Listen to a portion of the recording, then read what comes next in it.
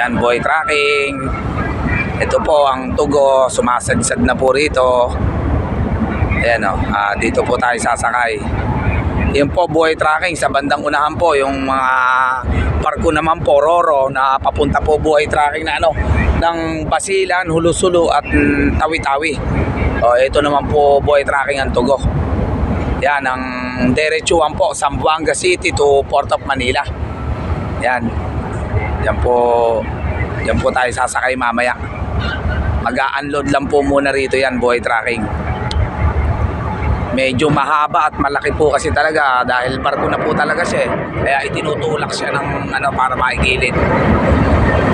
Yan po, buhay tracking. Yan, shoutout nga po pala sa mga empleyado ng Tugo, sa mga SG rito.